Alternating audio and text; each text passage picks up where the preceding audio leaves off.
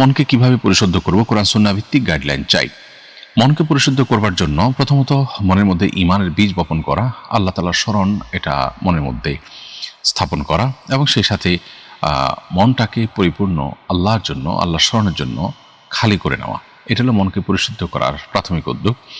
এরপর মন দ্বারা যে সমস্ত গুনাহগুলো হয়ে থাকে, অহংকার, দুনিয়ার মোহ ইত্যাদি, সে সমস্ত গুনাহ থেকে মনকে পরিচ্ছন্ন করা, সে সমস্ত গুনাহ থেকে বেরিয়ে আসা, তার বিপরীত গুণ দ্বারা নিজেকে সাজানো। যেমন অহংকার বিপরীতে বিনয়, কৃপণতার বিপরীতে বদান্যতা, এই গুণগুলো দিয়ে নিজেকে সাজাবার চেষ্টা যদি মানুষ করে, তখন তার মনকে তিনি পরিশুদ্ধ করতে পারেন। আল্লাহ তাআলা কোরআন কারীমে বলেছেন, ইয়াউমা লা ইয়ানফাউ মালুন ওয়ালা বানুন ইল্লা মান আতাল্লাহা বিকলবিন সালিম। সেদিন মানুষের কোনো সম্পদ, কোনো সন্তান সন্ততি কেউ মানুষের কোনো কাজে আসবে না, তবে কাউকে আল্লাহ তাআলা যদি সুস্থ সবল অন্তর দেন, সেটা কিন্তু তার কাজে আসবে।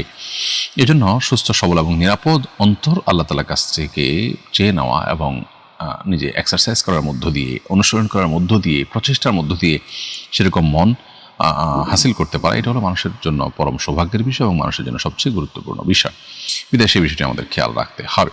সেই সাথে আল্লাহ তাআলার কাছে দোয়াও করবেন, আল্লাহুম্মা আতি নাফসি তাকওয়াহা ওয়া যাক্কিহা ওয়া আনতা খায়রু মান যাক্কাহা। নবীজি দোয়া করতেন, আল্লাহুম্মা আতি নাফসি তাকওয়াহা, হে আল্লাহ আপনি আমার অন্তরে তাকওয়া দান করুন, ওয়া যাক্কিহা, আমার অন্তরকে আপনি পরিশুদ্ধ করে দিন, ওয়া আনতা খায়রু মান যাক্কাহা, আপনি সর্বোত্তম পরিশুদ্ধকারী অন্তরের।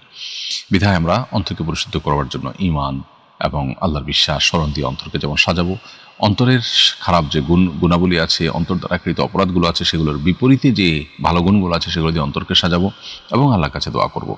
এরকম ত্রিপাক্ষিক বা ত্রিমুখী প্রচেষ্টার মাধ্যমে আমরা আমাদের অন্তরকে পরিশুদ্ধ করতে পারি। সেই সাথে যারা নেককার, তাদের সাহচর্য, তাদের পরামর্শ, তাদের গাইডলাইন এবং তাদের পথনির্দেশ গ্রহণ করে আমরা আমাদের অন্তরকে পরিশুদ্ধ করতে পারি।